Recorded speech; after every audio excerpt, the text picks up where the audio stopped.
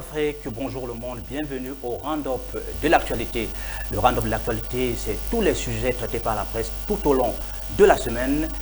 Le Round-up de l'actualité, c'est 60 minutes de pur bonheur et de décryptage des sujets traités par la presse tout au long de la semaine et pour apporter justement une meilleure compréhension au public.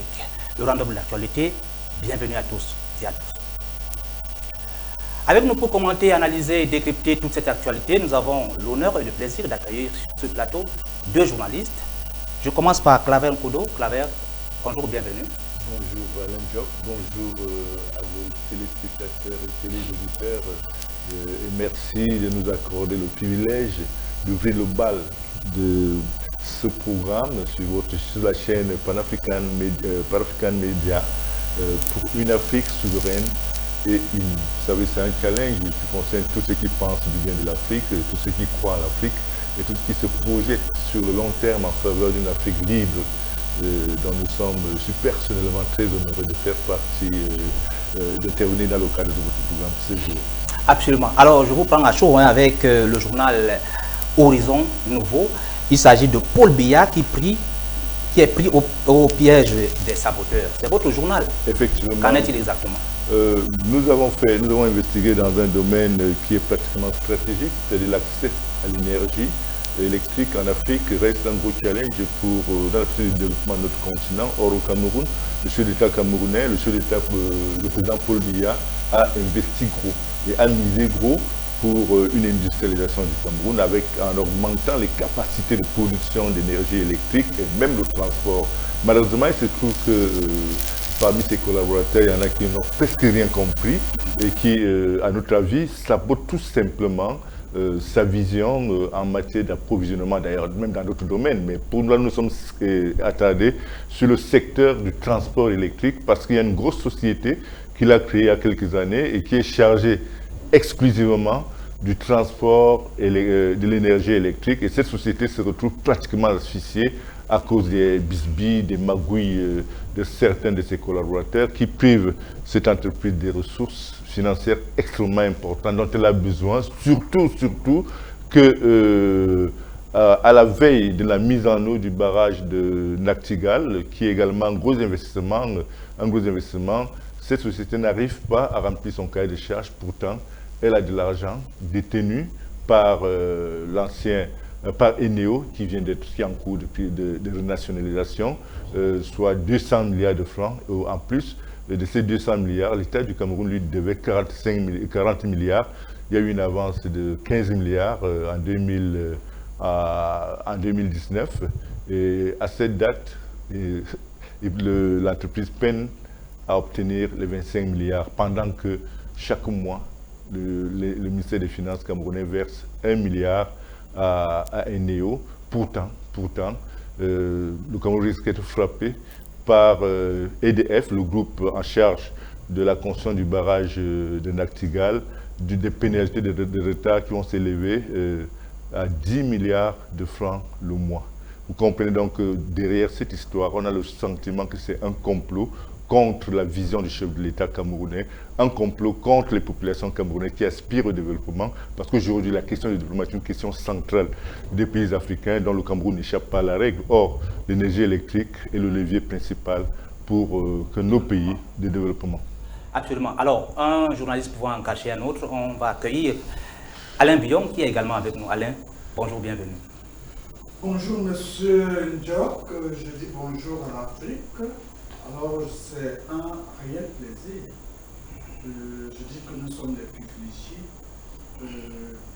pas parce que nous avons la science, même pas la pertinence, même pas l'éloquence suffisante pour être ici aujourd'hui, mais c'est parce que nous pensons que l'Afrique c'est un continent qui doit se réveiller, qui doit se développer. Et nous croyons qu'aujourd'hui, le vent panafricaniste qui est en cours est un vent où chaque Africain devrait porter sa pierre à l'édifice. C'est pour cela que, malgré bon gré, nous avons tenu à être ici aujourd'hui. Justement, Africa Marche est en marche. Nous avons eu un dernier numéro qui parlait justement de la solidarité africaine, qui est justement un levier important que Dieu nous a donné pour que l'Afrique puisse se développer. Ça, ce sont des paroles d'un pasteur Emmanuel Noël Bissaï qui, lors de la dernière édition de la mutuelle d'assistance et de solidarité à Yaoundé, disait qu'il faudrait que, pour que l'Afrique puisse se développer, il faut que les uns et les autres fassent le don de soi, que chacun fasse le don de soi pour les autres, pour qu'il y ait un intérêt commun qui soit au-dessus de toutes les diversités divergentes. Alors, Paul Biya, pris au piège des saboteurs, comment est-ce que vous avez trouvé cet angle du journal Horizon? Mais justement, il y a un professeur camerounais que nous connaissons très bien, qui s'appelle le professeur Pascal Charlemagne Samaran Yamdi, qui a parlé de la thèse justement du complot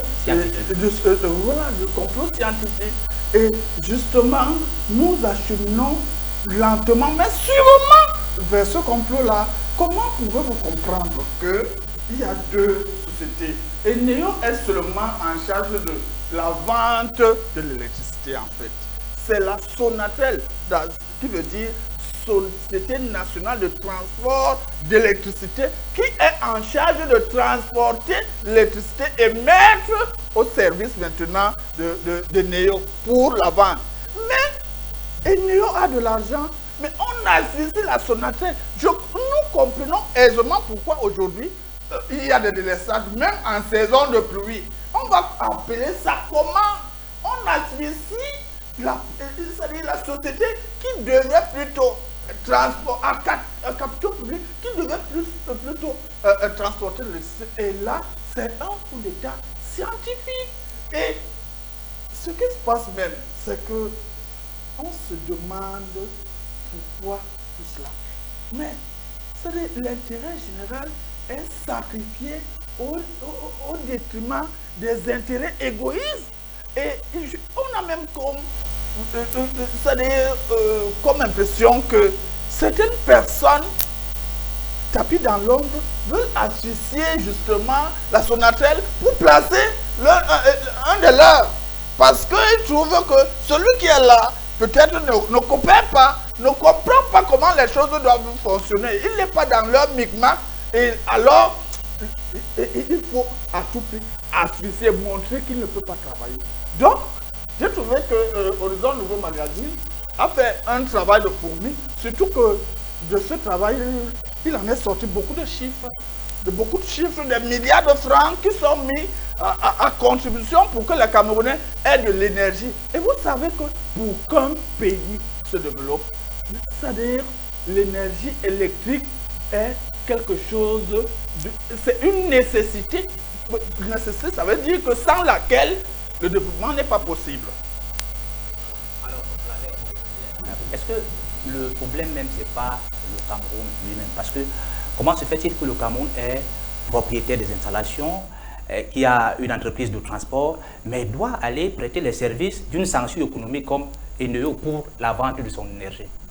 Nous sommes les économies camerounaises ont été démantelées volontairement et à dessein par les institutions de Bretton Woods dans les années 90. Parce qu'en réalité, lorsqu'il fait une analyse de ce que nous appelons le vent des privatisations et des liquidations, c'était tout simplement un complot contre les pays africains, contre les économies émergentes. Vous vous rappelez que le Cameroun avait un portefeuille de près de 200 entreprises à capitaux publics qui se portaient très bien.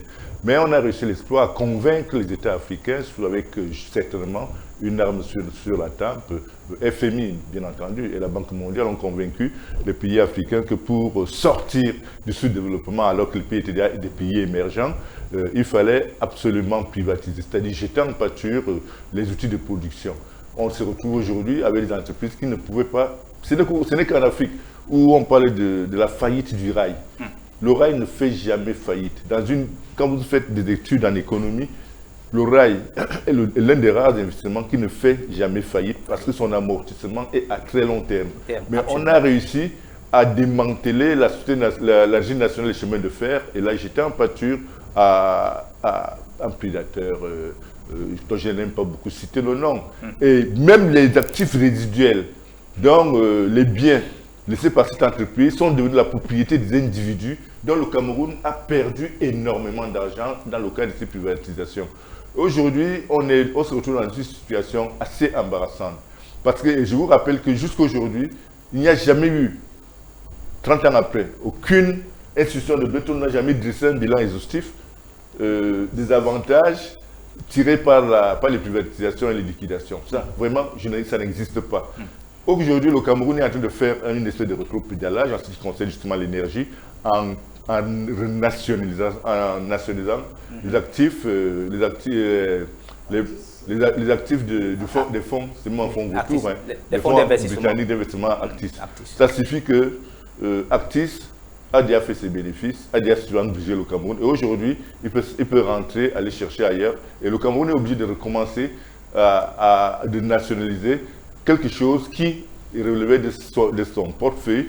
Malheureusement, entre-temps aussi, l'esprit du Cameroun a évolué pratiquement à l'envers, parce qu'on se retrouve parmi les décideurs des infiltrés qui ne servent pas l'intérêt général, comme le rappelait d'ailleurs.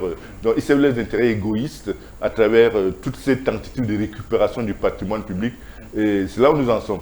Donc, je pense que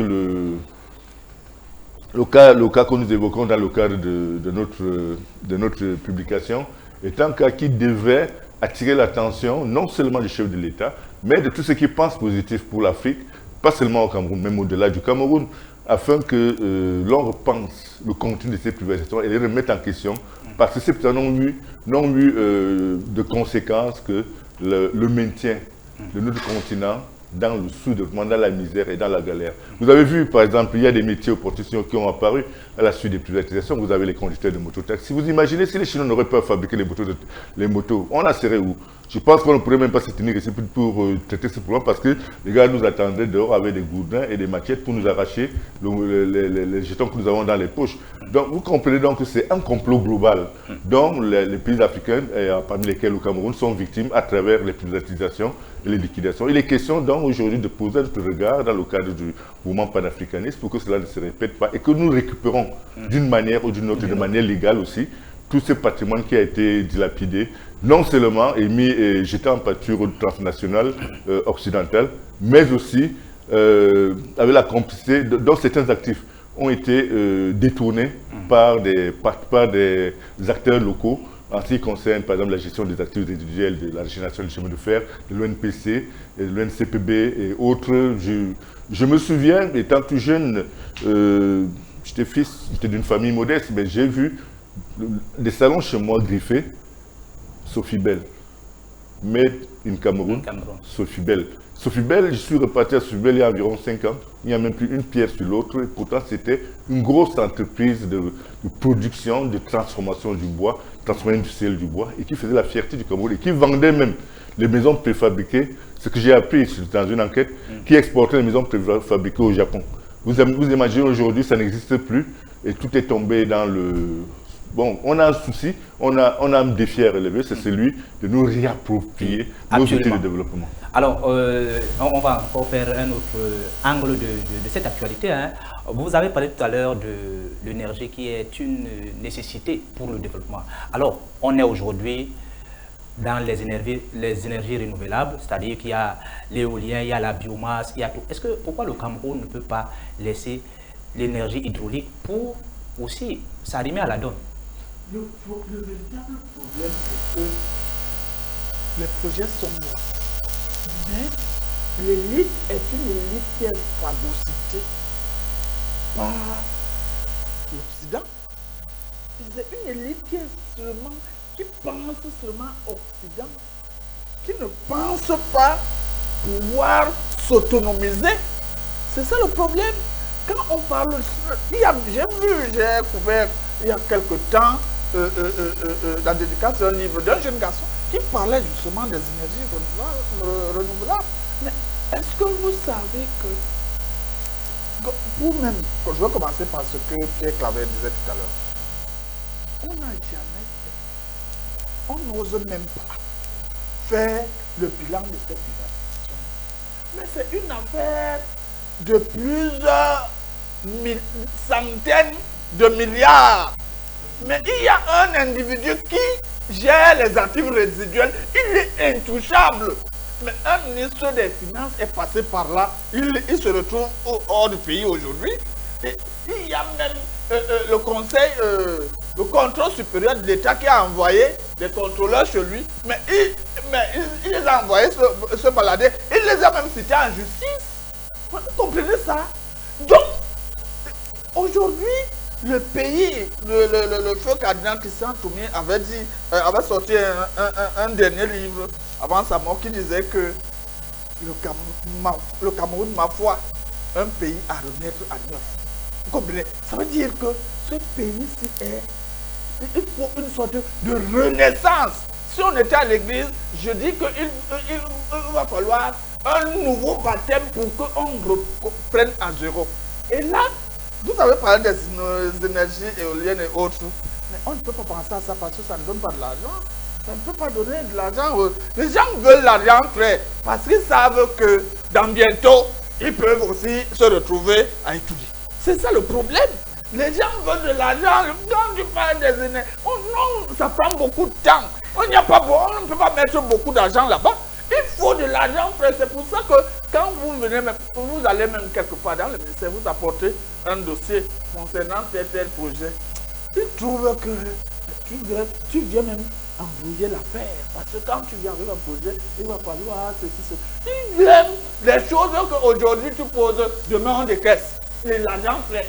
C'est pour ça que vous voyez que ils sont coincés parce qu'ils ont beaucoup volé. Vous savez comment ils font pour blanchir leur argent? Vous ne voyez pas une activité là dehors qui est que tous les jours ça naît? Les bars. Les bars.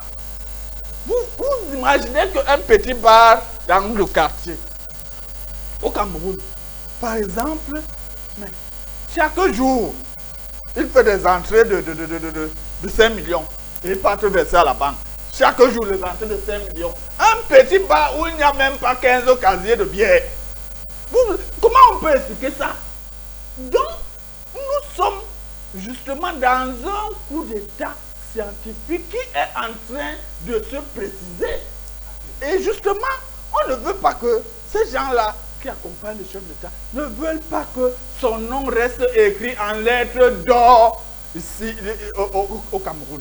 Malheureusement, c'est un homme malheureux. Alors on va continuer avec vous au travers, on va parler du Cameroun.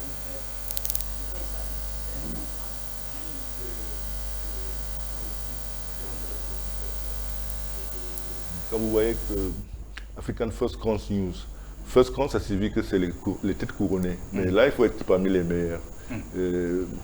Le contenu est exclusivement dédié à ce qui marque positivement leur magistère ou alors leur séjour dans cette vallée de larmes. Et vous verrez que là-dedans, on ne traite que l'information positive. Il y a, par exemple, on peut dédier la une... Oui, vous avez parlé du Cameroun Horizon 2035, place à l'action. Oui, voilà, Cameroun 2035, c'est une vision du chef de l'État que nous essayons de promouvoir. Vous savez, dans le cadre du SND 30, il y a tout un ensemble de projets qui sont en cours de maturation. Et parmi ces projets, il y a des acteurs, des maîtres d'ouvrage ou des maîtres d'ouvrage qui sont à la tête de ces projets. Mais parmi ces maîtres d'ouvrage, il y en a qui remplissent valablement leur contrat à côté de ceux qui font preuve d'une médiocrité extrême. Et naturellement, ceux qui font preuve d'une médiocrité extrême nous intéressent parce que ceux qui sont à la hauteur des défis à relever, qui nous intéressent parce qu'ils sont parmi les premiers, ils sont parmi les meilleurs. Donc c'est l'esprit de ce magazine. Et cette fois, on a choisi justement le Cameroun parce que tous les pays, un pays comme le Cameroun, avec le chef d'État, on ressent quand même qu'il a la volonté. Il a la volonté, mais ce n'est pas toujours évident de trouver autour de lui des gens capables de l'accompagner, de jouer la même partition pour donner une bonne symphonie. Donc, African First Crown, l'édition en cours, elle lui est dédiée parce que justement, elle fait le tri des meilleurs l'outil du grain délivré. Donc, il ne concernera, le contenu ne sera concerné que par le grain et non pas livré. Pas livré, très bien. Alors, Alain, je ne vais pas vous interroger sur la question, mais on va revenir sur un autre journal. Je veux dire quelque chose sur... Oui, allez-y. De tout un pays. Allez-y. La vision 2037 du chef de l'État, c'est une vision globale quand vous voyez tous les chantiers qui passent par-ci, par-là, c'est ça la vision du président de la République, son excellence Oudia. Mais il se trouve que sur les gens qu'il compte, il y a les canards boiteux. Par exemple, mon ami Emmanuel, il ne donne pas, il ne veut pas. On a besoin des routes, il ne fait rien. Mais pourtant, il est toujours là. Mais il est toujours là. On se demande ce qui se passe là-bas. Hein? Mais il y a sa soeur qui est là, courte. Elle est toujours là. Il y a il y a les problèmes partout. Les mêmes problèmes partout. Il y a le frère. On parlait de l'énergie tout à l'heure. On va faire comment? Les barrages qu'on a commencé à construire depuis, on nous a vanté les barrages qu'on devait avoir aujourd'hui. Vous savez, avant... on va livrer Nastigal en décembre. En décembre, si? Oui, décembre. Non, je veux d'abord voir avant d'accepter. Oui, il me voulait à quel niveau? Là, vous allez poser la question. Voilà. Il y a beaucoup comme ça. Et non, je ne parle pas. Il y a, par exemple, l'autoroute. On est où? Rien. Donc, on est là. Il y a dans un tourbillon qui fait qu'on se demande 2037, est-ce qu'on va s'en sortir? Ça reste à savoir. Alors, on va embrayer avec un journal tchadien, un journal tchadien qu'on appelle Al-Wida. Al-Wida du Tchad, qui parle donc du gouvernement camerounais qui dénonce les spéculations sur la stabilité du pays. Ça fait le ministre de la Communication qui a fait une sortie en semaine pour parler de ceux qui, sur les plateaux de télévision, que ce soit sur les plateaux, que ce soit ailleurs, qui parlent donc de la déstabilisation du Cameroun, parce que ailleurs ou bien à côté, ici au Gabon, il y a eu un coup d'État. Personnellement, j'ai suivi cette actualité, mais j'ai ressenti une sorte de fébrilité qui ne dit pas son nom.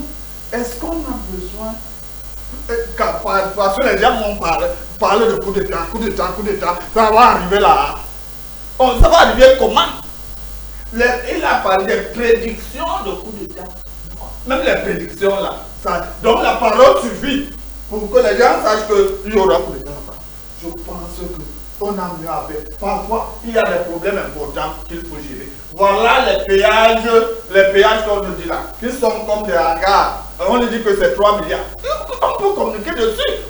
Voilà les enseignants qui ont des problèmes. Il y a de cela 15 ans, tu n'as pas de salaire, 12 ans, tu n'as pas de... Voilà un sujet. Hein? Mais on est là, on nous parle de prédictions. Mais avant d'avoir le salaire, il faut d'abord qu'il y ait la stabilité au pays. Mais non, la stabilité est venue après. On parle de stabilité depuis quelques jours. Mais le problème, c'est qu'il y a des enseignants qui ont déjà fait 15 ans sans salaire. Ils marchent avec des chaussures entamées, des pantalons touchés, rafistonnés, des chemises qui ont changé, blanches qui ont changé de couleur. Mais vous enseignez les enfants, vous avez des problèmes de prendre la moto, vous arrivez en salle de classe et transpirant. Par rapport à un enfant, votre élève qui arrive là, il descend d'une voiture climatisée là. Mais vous avez prouvé comment? C'est psychologiquement. Vous voulez dire qu'il y avait mieux à faire? Mais il y avait mieux à faire que de communiquer sur les prédictions d'un coup d'État? Je trouve que c'est vraiment... c'est faire preuve c'est-à-dire, il se trouve le pouce. Il n'a rien à dire ces derniers temps. C'est ce que moi je pense. C'est ce que vous pensez. Alors, on va laisser cette affaire. Vous voulez réagir?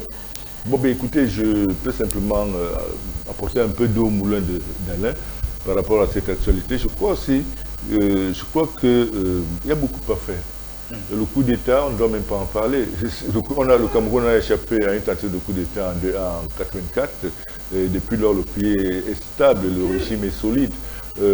Les coups d'État dont on parle en Afrique sont certainement des coups d'État portés d'une manière générale par la volonté populaire. Or, au Cameroun, je pense qu'on n'en est pas encore là. Parce que quand vous prenez le cas du Mali, vous prenez le cas du Burkina Faso, vous prenez le cas du Niger, vous prenez le cas même du Gabon, vous avez la liesse d'une partie de la population gabonaise. Je pense qu'au Cameroun, nous n'en sommes pas encore du tout à ce niveau. Et la société du ministre, sur le plan institutionnel, comme c'est le porte-parole du gouvernement, je pense qu'il a effectivement fait preuve de... il veut remplir son contrat pour appeler, parce qu'il y a effectivement, sur les réseaux sociaux, il y a déjà même un homme politique. Un homme politique, dont c'est son ami. Un homme politique qui a tenté d'interpeller l'armée d'une certaine manière dans cette perspective. Je pense que comme d'habitude, lui a passé le temps à nous servir des bourdes.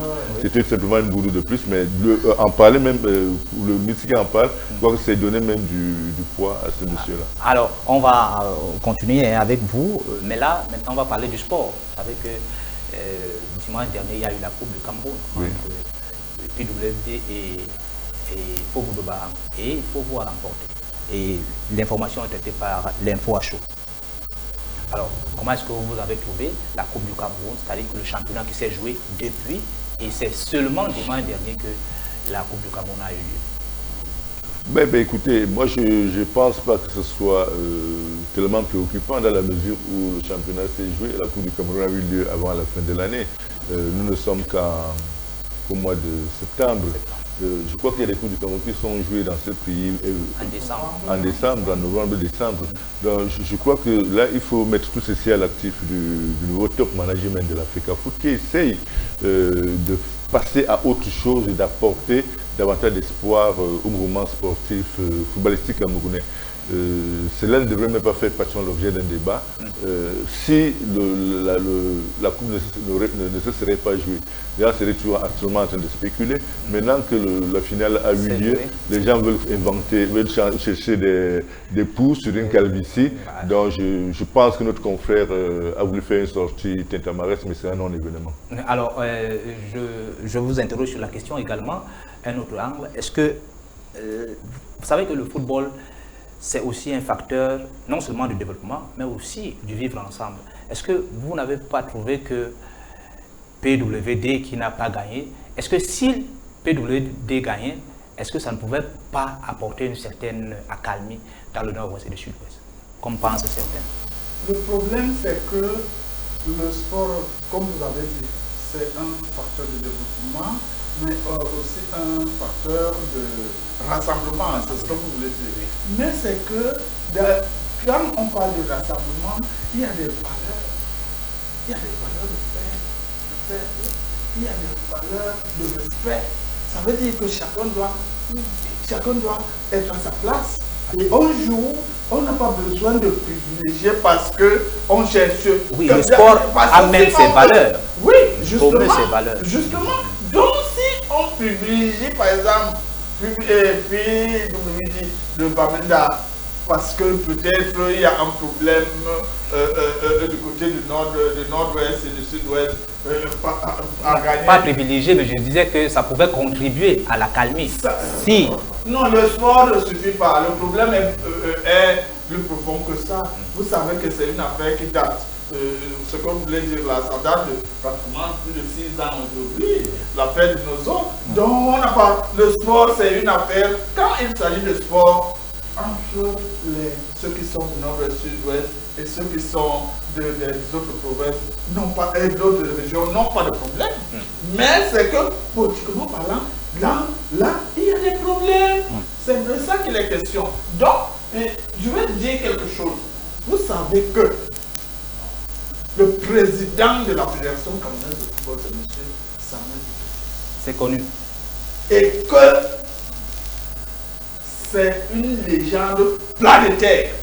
C'est connu. Il a tout vu concernant le football. Il faut que ce soit su partout au monde.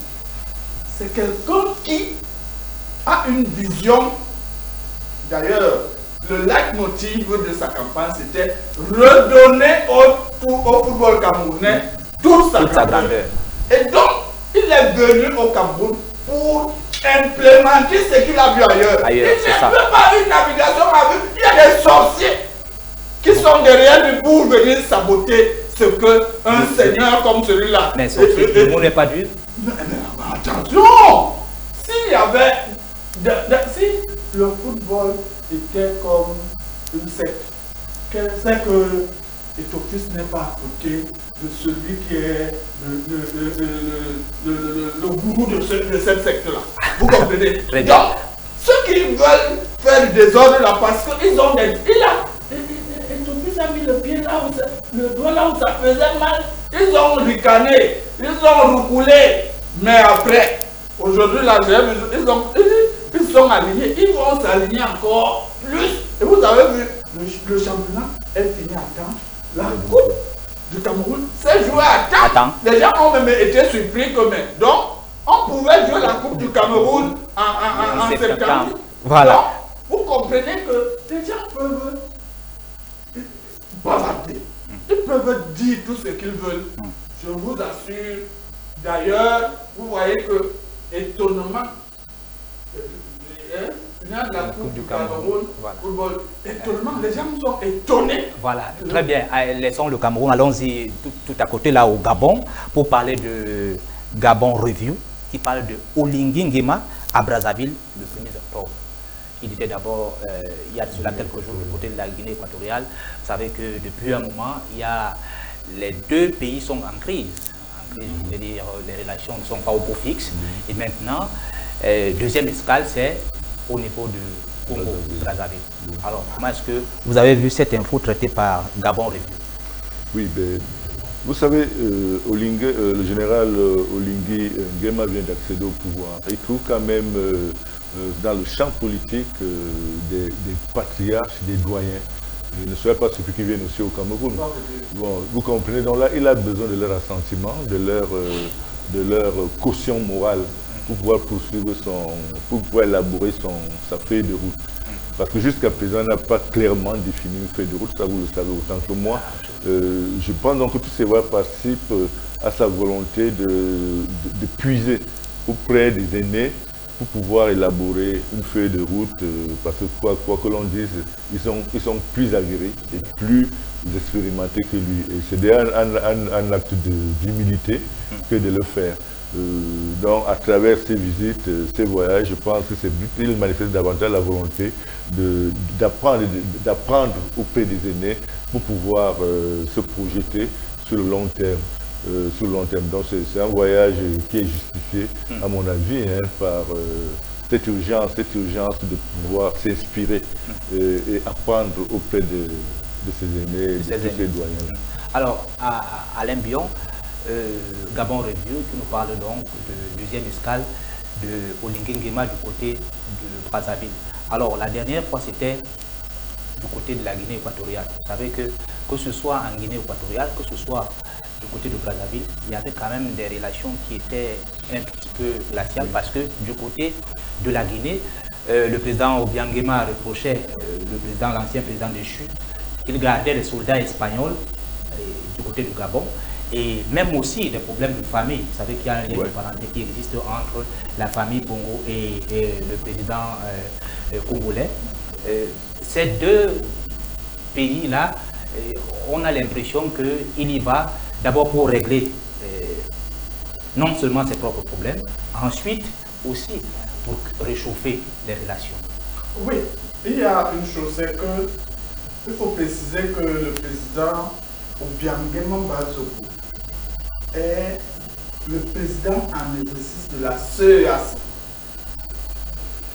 Il faut aussi préciser que le président Denis Sassou Nguesso est le président dédié du PREP-CEMAC. PREP-CEMAC veut dire Programme des réformes économiques et financières de la CEMAC.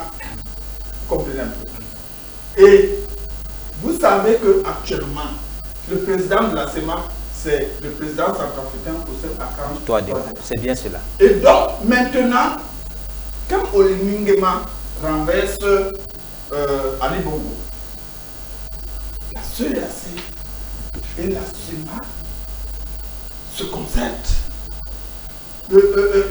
Oligui Nguema convoque une réunion en visioconférence qui fait en sorte qui envoie un émissaire à Olunigbema, qui était le président centrafricain. C'est bien ça. Mais ce qui est formidable, c'est que il ne demande pas que Ali Bongo soit remis au pouvoir. Il demande plutôt que l'ordre constitutionnel soit rétabli. Et ils disent même que eux, ils donnent un an. C'est ce que précisent les textes de l'Afrique centrale, des deux communautés. Maintenant donc, quand monsieur l'émissaire de la Seuil Assurance, il fait le compte rendu au président de la CAC. Le président de la CAC convoque une réunion en présentiel où ils remettent encore, ils reprécisent leur position par rapport à ce coup d'État. Et maintenant donc, il s'avère que M. Olunigbema, sans qu'il n'ait pas, puisque depuis qu'il est là, il s'agite beaucoup, il danse beaucoup sans faire un véritable pas de danse. Oui. Et donc maintenant, il est obligé d'arriver sur le sage. Oui. Pour lui dire que bon, voilà. Le sage lui reprécise que non. Et il y avait même un autre problème. S'il vous plaît, ne me coupez pas, parce que je vais vous dire quelque chose de très important. Oui. Parce que quand il arrive donc maintenant, le problème qu'il y a eu une demande d'argent, je ne sais pas de qui devait aider le nouveau, l'opposant là. Il y avait des demandes d'argent comme ça. Quelqu'un, l'opposant à Ali Bongo, qui a demandé de l'argent au vice-président équato-guinéen. Il y avait ce problème-là qu'il fallait aller régler. Maintenant donc, après cela, je pense qu'il y est allé aussi pour repréciser au président équato-guinéen que vraiment il faudrait que la hache de guerre soit enterrée. Maintenant, il est obligé aussi de continuer parce que vous avez dit, avec le président congolais, c'est plus difficile encore. Avant même les élections, vous savez qu'on avait attrapé quelqu'un un opposant qui rentrait du Congo avec des valises d'argent dans son... voilà, donc il y a tous ces problèmes-là. Il faut pacifier tous ceux qui sont autour de toi pour être en sécurité. Donc, ne soyez pas surpris. D'ailleurs, c'est déjà programmé, j'ai lu ça quelque part, que il va finir par le vrai grand, donc le président camerounais. Très bien, ça reste dans les coulisses. Hein. Alors, on va continuer avec la nouvelle Tribune, qui est un journal béninois, qui parle là du Burkina Faso et le gouvernement qui confirme une tentative de putsch. Alors, comment est-ce que vous avez accueilli cette information? Je n'étais pas du tout surpris. Vous savez, la France est un monstre froid et la France joue sa survie. Donc la France est extrêmement dangereuse et vicieuse. Et lorsque la France essuie un revers au Niger, c'est un revers historique dans les relations entre la France et l'Afrique. Je pense que ce coup d'État a été éventré grâce à la veille non seulement des forces armées burkinabées, mais aussi des populations. Et il faudrait que ceux qui viennent d'accéder au pouvoir au Mali, au Niger et au Burkina Faso, oui, qu'ils fassent extrêmement attention. Et surtout, ce que je disais tout à l'heure, l'avantage qu'ils ont, c'est l'adhésion massive de leur population à leur projet de renaissance de leur pays respectif. Donc, ce ne sera même pas le dernier coup d'État, ce ne sera même pas la dernière tentative de coup d'État, parce que quand on donne 25 milliards à quelqu'un pour renverser, vous savez, la France a instrumentalisé les cerveaux des Africains au point où ils sont devenus, ne croient plus en eux-mêmes, ne croient en rien, ils croient en l'argent. On parle de 25 milliards mis sur la table dans le cas de ce coup d'État raté. Mais comment est-ce qu'il a été déjoué? Parce qu'il y a quelqu'un qui a dit que lui ne mange pas de il ne mange pas de ce pain-là. C'est pour ça que ça a échoué. Mais si c'était ailleurs, ça aurait bien pu marcher. Donc, l'ennemi ne dort pas. Les dirigeants burkinabés, nigériens et maliens doivent être, et même les populations, doivent être en permanence sur le qui-vive. Sinon, les révolutions actuelles qui desservent les intérêts de la France seront compromises. Et nous, les panafricanistes, nous souhaitons participer même à ce mouvement d'éveil, et nous continuons à le faire. Donc, vivement que les populations de ces pays-là restent extrêmement vigilantes, en plus, non seulement, en plus de leurs dirigeants. Très bien. Alors, on va continuer avec le journal La Nouvelle Tribune, qui parle cette fois des élections reportées du côté du Mali pour des raisons techniques. Allez. Oui, mais le problème, c'est quoi? C'est que les raisons techniques, ça peut se comprendre. Le Mali est en train de passer une période, ou alors même d'abord sort d'une période très complexe et même compliquée. Parce que voyez-vous, des embargos à la paix, le Mali a subi. Beaucoup, jusqu'à ce jour, l'insécurité au niveau du Nord, le Mali, vous savez que ça demande, la sécurité, ça demande beaucoup de moyens. Quand on parle de problème technique, c'est pas qu'il n'y a pas d'électricité ou bien il n'y a pas. C'est qu'il n'y a pas les moyens suffisants pour qu'il y ait une bonne logistique. C'est de ça qu'il est question. Et aussi, il y a des priorités. La priorité aujourd'hui, c'est pas élire un président de la République. La priorité, c'est sécuriser le Mali. Dans l'ordre des priorités, il y a des priorités prioritaires. Et donc, je pense que les autorités maliennes, elles savent. D'ailleurs, j'aime M. Choguel Kokaiga, Maïga, parce que c'est des gens qui savent. Même quand ils dorment, ils savent où qu'ils vont. Donc, d'ailleurs, les Maliens même ne s'en plaignent pas. Ils sont même contents que les autorités soient là. Et je crois même que les élections là ne seront pas surpris que ce soit Assimi Goïta qui gagne les élections. Donc, oui, si c'est des grands candidats, parce qu'il peut démissionner et il peut partir de l'armée et puis devenir un civil. Et donc, ne soyons pas surpris. Donc, il faut quand même qu'il y a un timing pour faire toutes choses. Et maintenant là, le timing n'est pas bon. Très bien, on revient au Burkina Faso avec un journal qui était très intéressant aujourd'hui au Faso, qui parlait justement de la suspension de Jeune Afrique au Burkina Faso. C'est un acte de souveraineté, un acte audacieux, c'est un acte qui exprime clairement la vision, le courage des autorités burkinabées. Parce que Jeune Afrique s'est toujours présenté, a toujours fait figure d'un agent dormant ou alors d'un agent actif de la France-Afrique. Et son créateur n'a vécu que de ça. Jeune Afrique est financé par le Quai d'Orsay, tout le monde le sait. Les joueurs de Jeune Afrique font les missions avec des officiels français sur la charge du trésor français. Et Jeune Afrique est donc solidaire depuis toujours au pillage des ressources naturelles africaines et même humaines par la France. Je pense que la décision prise par les autorités burkinabées est une décision juste et légitime, parce qu'on ne peut pas continuer à laisser les gens raconter n'importe quoi sur nos pays. Et vous verrez qu'ils ne parlent jamais de ce qui se passe dans leur pays d'accueil, dans la France, mais ils ne s'intéressent qu'à l'Afrique. C'est pas parce qu'on s'appelle Jeune Afrique qu'on doit passer le temps à noircir l'Afrique, à faire du chantage aux dirigeants africains. Nous sommes tous des professionnels des médias. Je crois qu'il faudrait même d'ailleurs que cette décision fasse tout simplement tache d'huile auprès des autres pays africains qui sont préoccupés par la reconstruction la reconquête de leur souveraineté.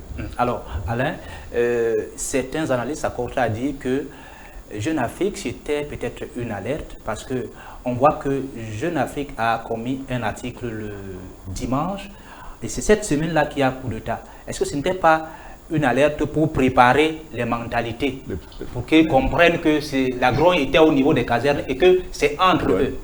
Il faut d'abord préciser une chose. Il faut d'abord préciser une chose, c'est que Jeune Afrique, je crois que quand on analyse bien, c'était pour montrer que l'Afrique doit toujours rester un continent où les gens vont toujours réfléchir comme des enfants. Et les gens ont mis ça oui, pour infantiliser justement l'Afrique.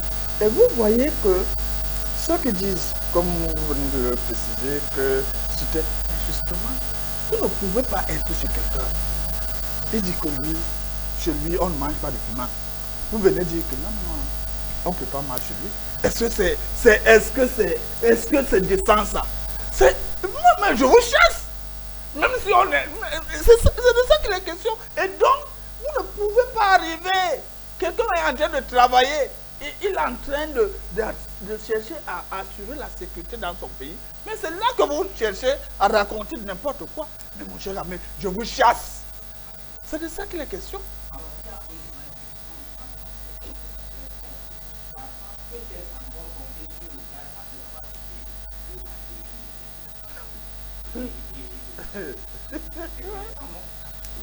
Vraiment très intéressant, mais ça rappelle tout simplement la panique qui règne au sein de la classe politique française. Et le journal L'Observateur est un journal assez sérieux de la France et qui a des sympathies avec une certaine classe politique de ce côté-là, hexagonale quoi. Donc la problématique qu'elle pose, la France peut-elle encore compter sur le Tchad après avoir quitté le Mali, le Burkina Faso et le Niger? Pas du tout sur le Tchad en tant que tel comme pays, mais sur les autorités tchadiennes peut-être, mais pas sur les populations tchadiennes. Vous avez vécu les conséquences de l'incident qui s'est déroulé au nord du Tchad il y a quelques semaines, où un militaire français a ouvert le feu, a abattu un militaire tchadien. Avec tout cela, ça a failli dégénérer. Ça signifie que même les populations tchadiennes sont déjà fatiguées de voir les forces françaises sur leur territoire. Et c'est le même sentiment qu'on a reçu partout en Afrique francophone. Il y a des pays où, comme le Cameroun, où il n'existe pas de base militaire, mais rassurez-vous, de plus en plus de Camerounais n'aiment plus beaucoup voir les tronches des Français, ça je peux vous rassurer. Pourquoi? Parce que la relation entre la France et l'Afrique, il est clairement établi que cette relation n'a jamais profité à l'Afrique. Elle a plutôt été un facteur de sous-développement de nos pays et donc de notre continent en général. Compter sur le Tchad, ce serait même une raison pour le Tchad que d'accepter que cela se réalise, parce que simplement, je suis convaincu que la majorité des Tchadiens ne veulent plus voir la France chez elle, comme c'est le cas partout en Afrique francophone. Absolument. Parlant du Tchad, il y a également Al-Huda du Tchad qui a parlé justement du Niger, le gouvernement qui dénonce justement les déclarations d'un ex-agent de la DGSE français, évoquant justement une opération de déstabilisation du côté du Niger cette semaine. Oui, mais le problème, c'est que vous savez pourquoi il y a eu un coup d'État au Tchad et que c'est calme? C'est parce que ceux qui sont là sont pro. Vous comprenez? Donc c'est des soumis. Il n'y a pas de problème là-bas. On ne demande même pas quand est-ce qu'on va organiser. Est-ce que vous avez déjà appris ça? Non. Mais là, on ne parle pas du Tchad, on parle du Niger.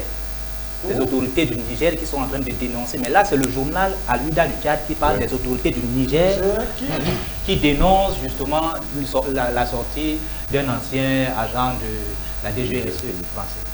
Du côté de la télévision LCI.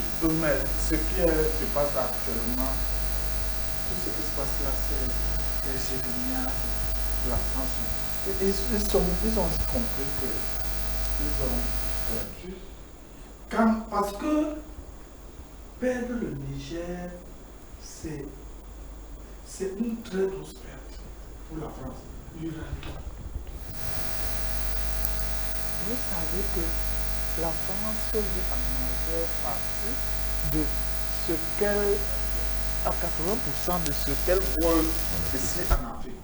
Donc aujourd'hui, que le cœur, parce que le Niger c'est le cœur, soit en train de se faire déposséder de cette manne-là. Et Pierre Claver a parlé de quelque chose tout à l'heure. La France c'est une pieuvre qui a des tentacules, vous ne pouvez pas vous imaginer. C'est pas encore fini. Oui, c'est pas encore fini. On peut penser que ces pays-là ont perdu, ont gagné la guerre, mais il y a encore la bataille qui reste là. Absolument. Il faut la gagner. C'est de ça qu'il s'agit ici. Parce que c'est pas encore fini. La France va tout faire. Elle va même multiplier L'argent là et tout, si c'était 25 milliards hier, elle peut même dire 100 milliards. 100 milliards. Elle peut même dire 1000 milliards parce que les enjeux sont énormes. Alors, on va continuer ou terminer avec le journal Aminata.com, un site internet de la Guinée, Conakry, qui parle du football et la CAF qui attribue la CAN 2025 au Maroc, 2027 également au trio Kenya, Ouganda et Tanzanie. Bonne nouvelle?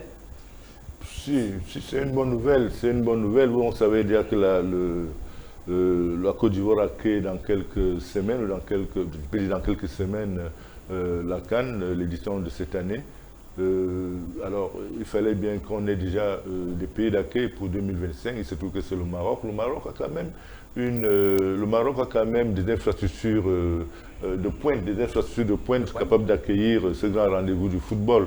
Maintenant, de l'autre côté, elle sera totalement délocalisée du Maghreb vers l'Afrique australe ou alors l'Afrique de l'Est. Et ça, c'est aussi une bonne nouvelle parce que ce sera même d'ailleurs la première fois. Ça va être la deuxième fois parce que la première fois c'était en 1976 avec la Coupe du Monde la Coupe d'Afrique qui a été organisée du côté de l'Éthiopie. L'Éthiopie, voilà. Donc, je crois que les trois pays concernés cette fois en 2027 n'ont jamais eu de Coupe d'Afrique. Et donc, la CAF a respecté le principe de rotation. Effectivement. Mais le principe que tous les points de l'Afrique doivent être développés parce que le sport, le football est un facteur de développement pour l'Afrique. Exactement. Alors, maintenant, pour le Maroc, on revient sur la candidature du Maroc parce que vous savez qu'il y a eu beaucoup d'atermoiements. D'abord parce qu'il y avait plusieurs candidatures, celle de l'Algérie qui a désisté justement la veille de l'Assemblée générale. Alors, et vous savez aussi les relations qui existent depuis un moment entre l'Algérie et le Maroc. Mais ça veut dire que nous avons réussi à faire la paix des femmes. Et aussi, ce que je constate, c'est que c'est nous ici en Afrique, au-dessus du Sahara, qui ne comprenons pas que quand nous allons vers, il faut que nous parlons d'une même voix. Voilà. Vous voyez que ces pays frères, qui sont des ennemis, quand ils doivent maintenant parler de l'Afrique du Nord, ils se mettent ensemble. Et donc, malgré toutes les divergences, et surtout que le Maroc c'est un pays très difficile. Vous savez que plusieurs fois même, le Maroc a été suspendu par des comportements. Oui. En 2015 d'ailleurs avec la CAF, il a été suspendu. Donc vous comprenez que mais c'est une bonne chose, le Maroc a toutes les infrastructures. D'abord, il a organisé la CAN féminine. Et puis c'est un candidat pour la Coupe du Monde 2030. Vous comprenez que c'est un galop de même pour ce pays de montrer de quoi il est capable. Voilà, très bien. Alors, on va dire merci d'être venu, parce que c'est la fin. C'est la fin de cette... Bon, c'était un galop d'essai. Nous savons que nous n'avons pas peut-être pu être à la hauteur des attentes de votre spectateur, mais ce n'était qu'une première fois. Et nous leur disons au revoir et à la prochaine. Nous disons au revoir parce qu'on va toujours revenir. Claver, tout est bien qui finit bien. Tout est bien qui finit bien, surtout que, comme le rappelait Alain tantôt, c'est un galop d'essai, c'est un premier jet. Et je pense qu'au fil du temps, nous allons apporter sa satisfaction à nos téléspectateurs et nos téléauditeurs afin qu'ils afin de les fidéliser par rapport à notre programme.